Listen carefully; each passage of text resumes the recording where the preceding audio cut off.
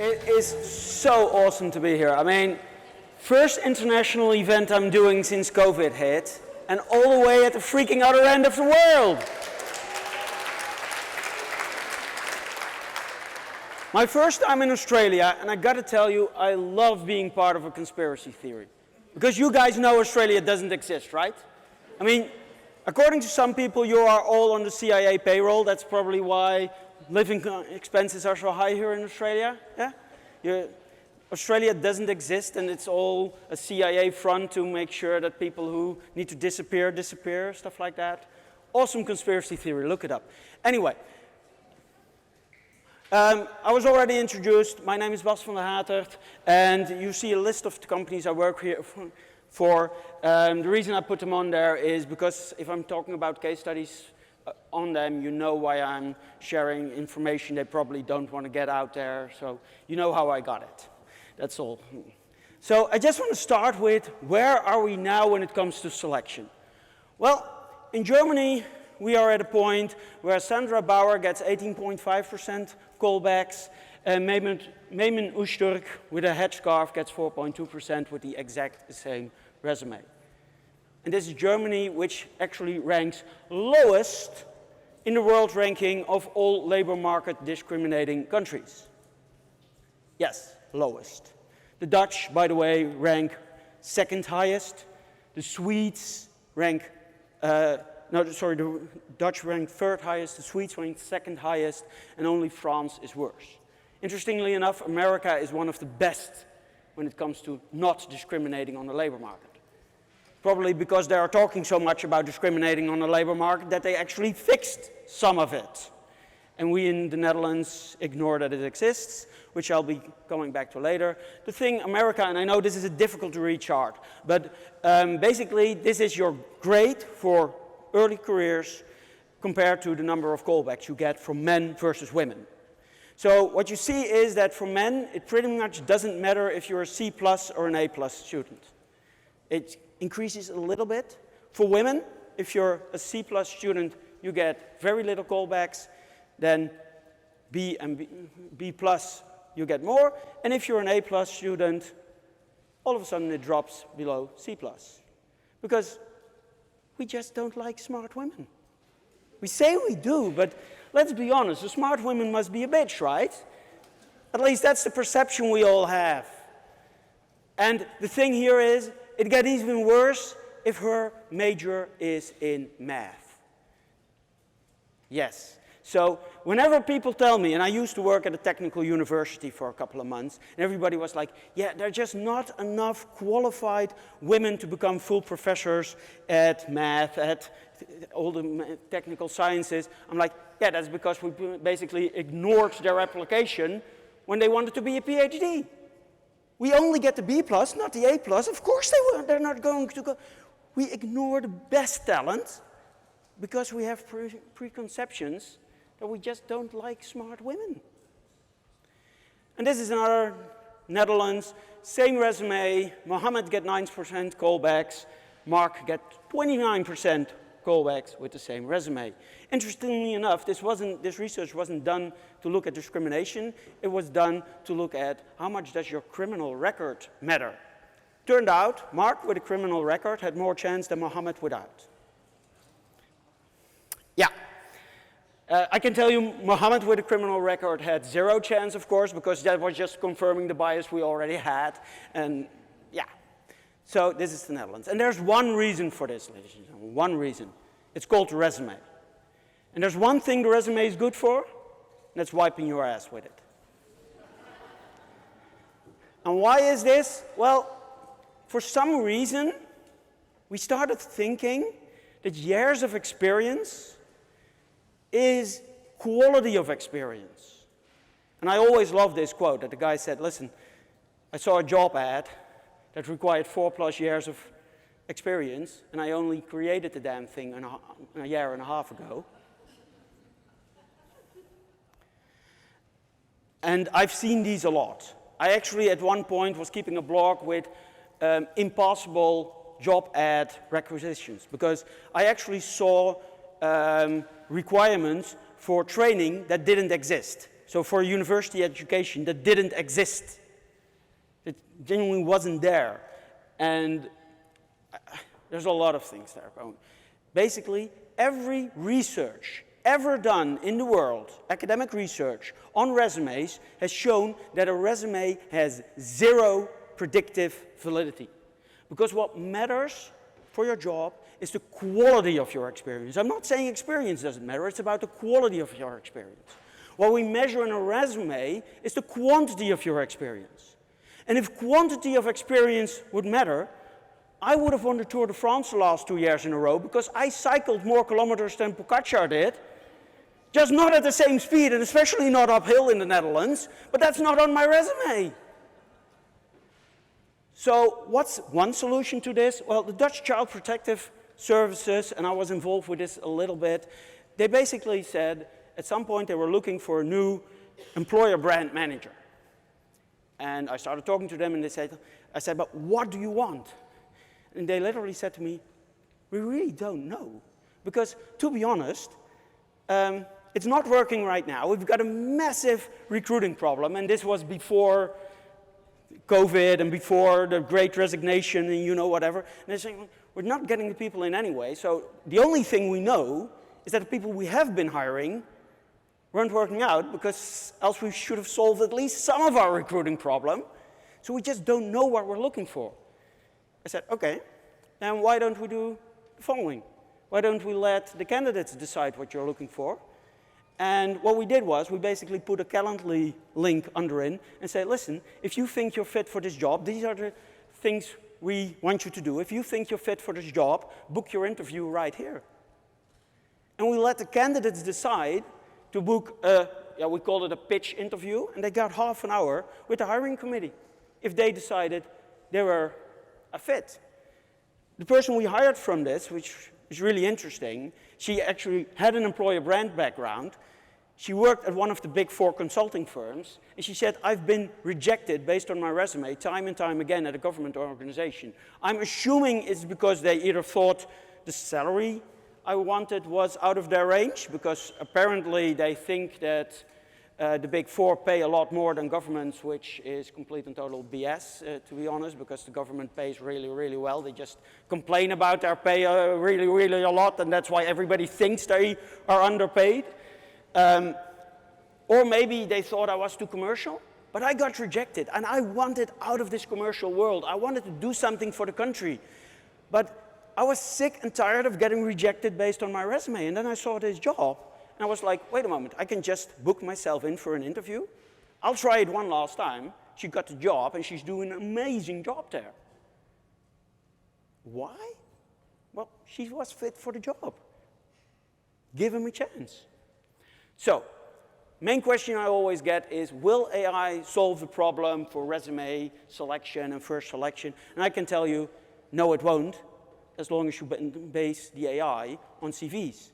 Like I said, a CV has no predictable data. The reason Amazon's algorithm went rogue was not because it was looking for women, it was looking in documents where there just wasn't anything there, so it just went with the only bias which Amazon had been having.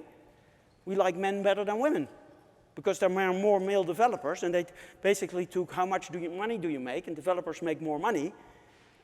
So, and they actually took base pay, as their criteria for success, for quality, which is, by the way, a completely different story about how we should be defining quality, but that's another talk one day. So, if we can't select on resumes, on CVs, then what are we supposed to do? Well, there are several good data points, and I'm going to share a lot of case studies over the next 20 minutes with you on organizations that are doing it differently, using assessment games, actually normal game-based data, and of course work sample data. So let's start with the Dutch Ministry of Foreign Affairs. This is an ongoing project where I'm involved in, and what we've done is that everybody who applies, yes, we still need a resume, because else we need to change the entire recruitment process for the entire Dutch central government. Sorry, I'm probably retired by the time we got that done, so I don't have 40 years to change the entire process. What we said is we're going to give everybody who applies a test. We're just automatically saying, congratulations on applying, we like your CV, not even having looked at it. Here is your assessment. And what we're doing is we're putting the assessment data next to the CV when we're talking to hiring managers. And all of a sudden, we have a CV with data, but we also have an assessment with our actual strengths and weaknesses. Now, you know what the awesome thing about this is? All of a sudden, the recruiters are having conversations with the hiring managers. What skills do you need in your team? Because we can measure skills. So you might have something we see often is a hiring manager who's high on analytical skills. And his entire team, for some reason, is high on analytical skills. Probably because he has them and he might like them, you know? And then now we are able to have conversations with this hiring manager. Do you need more analytical skills? Or is the policy you produce actually really good? Just can't you get it sold internally? You might need a connector. You might need somebody with more social skills. And so when the resumes come in and the applicants come in, we put the skill profiles next to them and say, okay, but when we started this, you said we need more social skilled people. So let's invite a few people which you might not have considered in the first place. They're as good on the entire process. They're just better on this part of the job. And they have a little less social, analytical skills. But hey, you've got enough of those in your team. And they're having different conversations. And we're actually looking on cultural add within teams. So because we can measure it, we're now having conversations on what do you actually need? What is actually better in your team? And the one thing I hope, and this is genuinely hope, we're going to be achieving with this, is getting more people without government experience. Because the Dutch government loves hiring people with government experience because they understand government, right? And everybody starts with, every search we start with, well, we need outside knowledge. You know, it's getting too incestuous. We need outside knowledge. And every time they end up hiring somebody with government knowledge because at least they know, you know, the political sensitivities, et cetera, like there's not a reason they're leaving the other department because they might have not understood political sensitivities, you know, stuff like that. And what happens here is that now, because we can actually measure your sensitivity, your social skills, your political and your organizational sensitivity skills, the danger of hiring somebody from outside of the government disappears because the test told me he or she could have done it. And never forget, selection is risk-averse business. You don't want to be blamed as a hiring manager. And that's why you always take the safe route. You always go for somebody who had experience at a big and well-known company, because that's safe. And then you can say, yeah, well, Amazon hired him, or I don't know, ANZ, or you name a big company here. They hired him, so they must be good, right? As if nobody ever screwed up over there. Another amazing case story actually comes from the UK. Grant Thornton in the UK, about 14 years ago, changed their entire intern and graduate recruitment system by completely abolishing all diploma demands. They're not asking for your graduation anymore. They're not looking for A levels, nothing of a kind. They said, listen, if you finished high school, that's the demand. We don't care if you went to Eton or any other posh high school, private school. If you finish it, you can do a few tests here.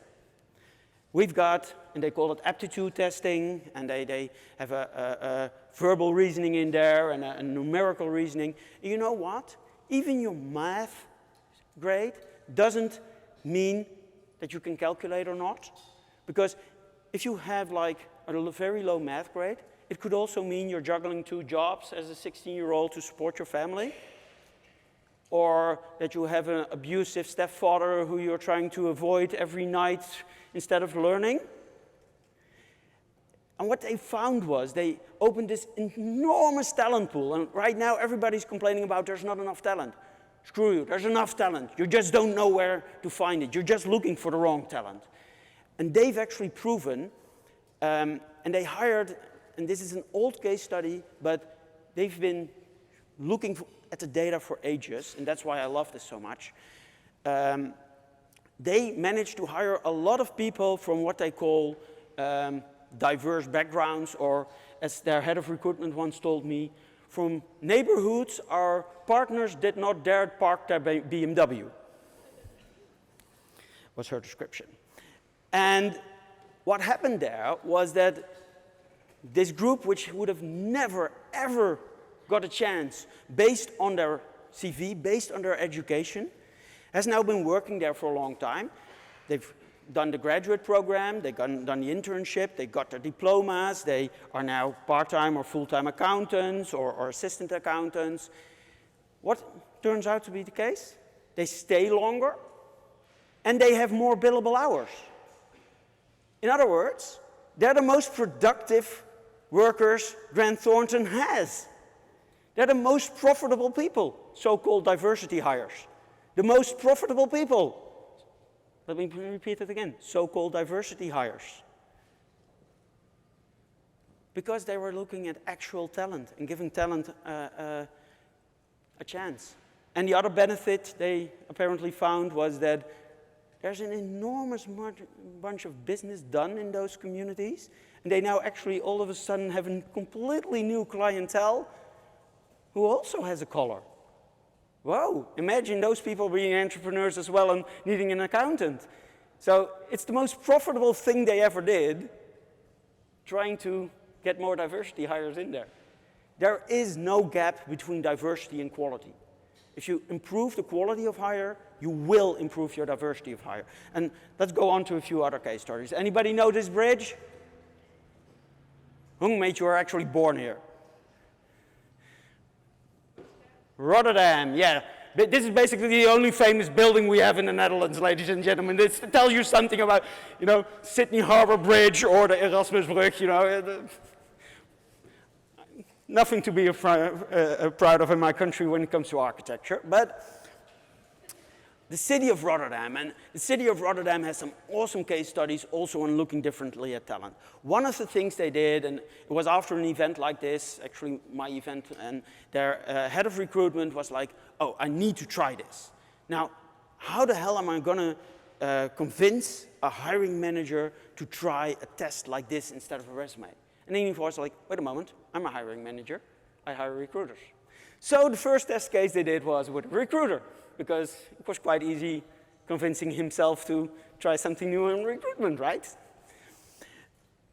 What happened here was basically they said, okay, we're going to interview 5 candidates.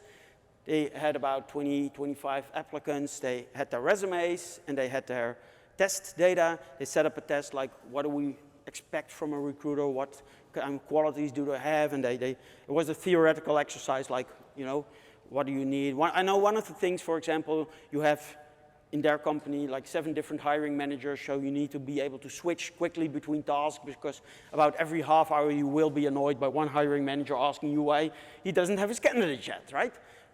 Quick switching was one of them. So what happened here was they had, because it's a pilot project and it's a government project, so you need to be actually doing a pilot like you should be doing a pilot, they had 2 selection committees. One was only looking at the resumes and one was looking at the test scores. And they said, we're going to invite 5 people. Now, about 3 people were on both lists, so all 3 of them were invited. And then came the most interesting part, and that's why I love talking about this case study. The only person who had 100% test score had the most crap resume you've ever seen. He had been a front desk worker and he had one internship as a recruiter somewhere and that was it. And then they had one resume and they literally said, we should be proud that this guy is applying at us. My God, look at that resume. Why does he even want to work for us? And he had the lowest test score of all the applicants. So, some debate, they said, let's invite both of them because who knows, the test can be wrong. Well, the guy with the amazing resume, at the end of the interview stage, everybody was saying, like, how the hell did he get this resume? Basically, his answer to every question about how would you go about recruiting this type of person, he was like, yeah, you hire an agency for that. Now that's your job, you know. This guy was good at hiring great agencies, just not at his job as a recruiter. And the guy with the perfect test score and no resume, he got the job. Maybe he didn't have a resume because his name was Samir. I don't know, could have been that nobody wanted to ever give him a chance. He's been there now for 3 years, and like I said, it's a former client of mine. Everybody says it's probably the best hire we've ever done. And the fun fact next to this is that right now they are, every hiring manager he works with, he tells the story like, yeah, without the test, I wouldn't have been hired. And every hiring manager is like, but you're the best damn recruiter I've had working for me in ages. Do those tests work for me? So all of a sudden they're actually applying these tests to all kinds of jobs because they're like, oh, apparently we have been missing a lot of talent just looking at resumes. And I need to hurry up, I see, because time is flying. But another amazing case study they're doing right now, they are looking for social workers, and they've been questioning, is a degree in social work the most important thing to be a good social worker? Or if you need to fix something in a certain neighborhood, in a certain borough, is actually coming from that neighborhood or borough an more important quality? So what they're doing now is they're saying, everybody can apply, period, to a traineeship. Everybody can apply to a social working traineeship. And we give them a work sample test, a case study. How would you solve this specific problem? And what we judge on is it something which is at all realistic? I mean, if you want to spend $500,000, not realistic. And is it something we could afford about ourselves? Because if it is, you're not adding enough. If it's something way out there which we doubt will work, but we never considered, you're probably going to get the traineeship. And 80 to 90% of the people doing that traineeship end up getting a full-time job. And they're basically solving their own problem because social workers are one of the hardest jobs people to hire in the Netherlands for the past decade. And they're basically solving their own problem by just looking for people who have the skills to be a good social worker and saying, listen, here's a 6-month training program. And 80% of them succeed. So, another case study, this is the city of Roosendaal. This is the central station of Roosendaal. This is probably the most beautiful building, so you know about something about this. It's a city you really don't want to be found. You know, there is absolutely nothing there. The city of Roosendaal, it's in the west of Brabant. I'm from the province of Brabant, but from the east. And what they did at some point, they were looking for a very specific job as well. It's basically the digital archive employee. And there were a few of them in the Netherlands, and basically all of them are now above 60. Because those people once got the job, nobody left the job, and nobody got in, and there's not really an education or training for it. So whenever somebody retired, at some point they were asking like, okay, now we can replace this person with somebody with experience from another local government, but that means that person is retiring in another 3 to 5 years because we know because they're all men, he will be above 60. So they basically build a test. What qualities do we need? They use a different tool than Rotterdam. They build a test. What qualities do we need? And simply said, we're going to invite the 5 people who have the skills. And let's be honest, if you've got 5 people in this job, all above 60, they're pretty experienced. They've been doing the job for the past 40 years. They can coach and train somebody to be good at that job, on the job. And they now hired a 24-year-old woman, of which everybody's saying, what a fresh of breath air. And she's actually bringing new ideas. And wow, did you guys know there's such a thing as TikTok? Maybe we need our archive on TikTok as well. You know, such a breath of fresh air. And she gets it. Yeah, of course she gets it. We tested if she had the right knowledge. We tested if she, or not the knowledge, but the skills. And if you have somebody with the right skills, it's really easy to learn the knowledge. And I'll quickly go past this one. This is a soccer team. It's called AZ. AZ, they're from Alkmaar, just above Amsterdam. They're like the 4th biggest team in the Netherlands. They made last year in transfer fees 61 million euros for players that nobody wanted before they were 16. Because those guys, and all three of them are playing for the Dutch national team. And as you know, we qualified for the World Cup and stuff like that, so we're not that bad. All three are playing irregularly, I'll admit, for the Dutch national team. They're internationals. And nobody thought these guys were talented because they were yay high. Right now they're yay high, but they started growing really, really late. And it turns out, in sports, but also in education, we tend to give most affection and the most training and the best training to the people who are the biggest and the strongest and the biggest loudmouths. It actually turns out that the ones who grow the latest have most effect on training because your brain actually develops best between the moment you hit puberty and the moment you start growing. So basically what we're doing in society, but in sports in general, or in sports specifically, we're throwing away the best talent for the ones who are matured the first. And two of these players would have been cut every time, wasn't it for their brain tests? And they said, listen, as soon as these guys start growing, they're going to be geniuses. We can see it in their brains. They're close to, or they have a brain type like Lionel Messi or Arjen Robben. So let's keep them on the team one more year. And woo, they were 16 and all of a sudden they were growing and now they're internationals and they were sold for 61 million euros. I can tell you, it's the best damn ROI I've ever seen on an assessment tool.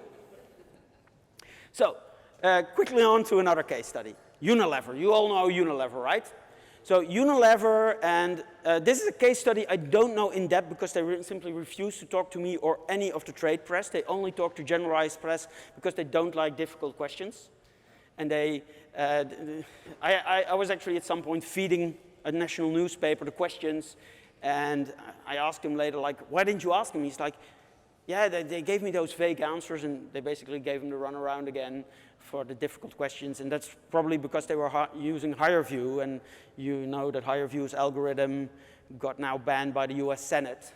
And I later heard that they actually turned it off like a week after they got it, but because HR directors bought HireVue because of this amazing algorithm, and TA was like, yeah, that's as biased as it gets, so we're not using it, but they could hardly say like, yeah, our leadership team bought this really expensive tool and we immediately turned off the entire reason they bought it. That's probably why they were ignoring, because I wanted to know why the hell are you using a tool which is being sued for bias? Turned out they weren't using it, but they couldn't tell that they weren't using it because then they would have been telling their HR director that he was an idiot for buying it. But other than that, what I puzzled together from this, they said we reached male-female management team parity because of using biometrics and some other assessment tools in our price screening tool for traineeships. And again, I don't know all the details because they won't talk to me, but what I puzzled together from the different stories, they basically said, listen, we have about 4 or 5 different management types. I mean, you know there are different managers. You've got the top-down manager, you know, you've got the inspirational manager, you've got the genuine team, the servant leader. There are different types of managers. But for some reason, we tend to select the managers that we think are most managers, which is basically the white male, top-down, preferably no hair type of guys. And now that the Unilever started actually testing it, all of a sudden, it turns out, leadership qualities, women have them too. Wow, who could have figured? Women could be good leaders. And because they now know the management style of those management trainees, they're putting them in different places where that management style is needed. So you put a top-down manager if you need to reorganize a department, but you put a servant leader when you need to build up trust again, and people were set up for their strengths, and hey, all of a sudden we have a reason to promote them because they're actually doing a good job, because we're using them on their strengths and not their weaknesses. They reached male-female parity. And I know I'm almost heading out of time. Sorry, I'm going to be 5 minutes late. Stock market traders.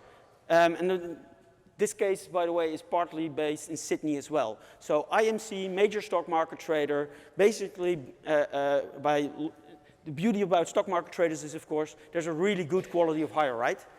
I mean, you either make money on the stock market or you don't, and we have a very good quality of hire for if you only have one goal. They build literally the brain of a stock market trader. Everybody who applies there get the same test. There's a whitelist. If you score a certain percentage of the best traders, you immediately go on to the next round. There's a gray list of, we're going to look at a few more data points, and there's a big list of, and the black part is, or the red part is, sorry, you're just not going to cut it. They recently hired their very first female stock market trader ever. Now, is this going to ever come to parity? We don't know.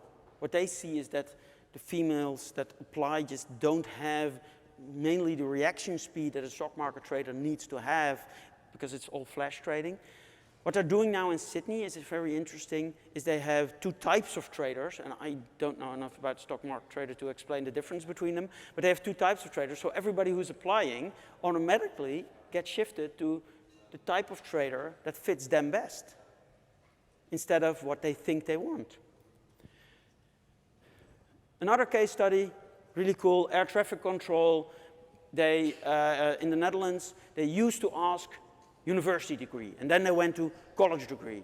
And eventually now, they're asking high school degree, and they've got a test up front. Now so they broadened their pool again by, I don't know, 10, 20 times as big. And their quality of hire increased by 140%. And the reason they can measure this is because there is no training for air traffic controllers, so the air traffic control trains their own air traffic controllers, and everybody who finishes the training is good at the job, because you know, there are no bad air traffic controllers in the world. Let's be very honest, we haven't had that many plane crashes because of air traffic control problems, you know. There just aren't any bad ones, they're just good and better. And they used to have 2 out of the 10 people that started the training would finish the training. Right now, it's about 8, 7 to 8 that finish the training. And they lowered the educational bar to high school diploma. And they said, listen, we've got a test here that will check if you have the brain of an air traffic controller. In their case, stress resilience is one of the most important things they want to measure. And what is one trait we do not measure in university? Stress resilience, because you can prepare for everything. I mean, you can prepare for exams, so it doesn't tell me anything how you deal with stress. Last one, I'm sorry, I'm really rounding up here, but I want to share this one. The Dutch military is now not just looking at their own tests. Does anybody here know Steam, the Netflix for games? No? 1, 2, 3, a few people. Well, basically, Steam is like Netflix for games, and they just, but it also keeps score of what games did you play and how did you play them. You know, you get badges. Based on those scores, they're able to look at your qualities, your actual traits. And so what the Dutch military now does with 16-year-olds and gaming events, especially pre-COVID, they said, give us access to your Steam game profile, and we will tell you which job will suit you. Funnily enough, 85% of the kids say, I totally get why you just offered me this job. 85% based on your game profile say, yeah, this is a job which seems suited for me. And what they now said is, okay, a resume doesn't say anything, so if you qualify based on your game profile, you're going to the next round. You are immediately admitted to interview stage. Period. Because we know you have the qualifications based on your games. And they actually know this because this guy's the military version of an air traffic controller. Basically, if one of our airplanes gets into an air fight, he's the ground control helping the pilot not to get shot down, basically, and to kill the enemy. It turned out 100% of these guys who are now in our military are playing the exact 4 same games. For fun. there's something there, you know, if all of the people in the same job are all playing the same games. Anyway, so I'll leave this because I'm running out of time. Just start small, start with one job family, take the low-hanging fruit first, take the ones you can define easily first, optimize that, then think on, but there's a lot more talent out there. And remember, if you start hiring on quality, you will increase your diversity. Thank you all for your attention.